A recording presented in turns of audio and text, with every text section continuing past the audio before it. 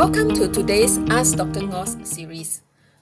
I would like to ask Dr. Ngo, how many types of diabetes are there and what causes them? How many types of diabetes mellitus?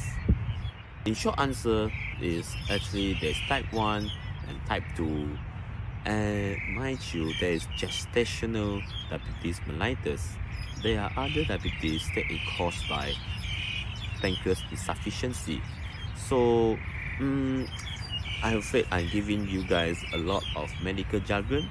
I'm so sorry, but to put things in place, is diabetes caused by blood sugar? Is diabetes caused by eating a lot of sugar in your diet? Already, if I say like this, of course it's not. So what can cause diabetes? So diabetes is actually caused by the pancreas failure, the pancreatic failure. What do you mean by pancreatic failure? Pancreas is an organ just below the stomach.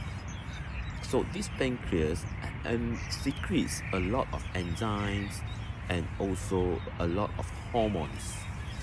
So pancreas is the one that responsible to secrete hormones and excrete enzymes into the gastrointestinal system. So the most important hormone the pancreas will secrete is the man. We call it the insulin. So what does insulin do? Insulin will control the blood sugar. It will lower down the blood sugar if the glucose is very high in the bloodstream. So what happens if the pancreas fail to secrete insulin? So that is the example of type 1 diabetes. So let's say the pancreas is able to produce insulin, but the body is unable to react to the insulin, like what happened to me, to my students, right? Okay, just joking.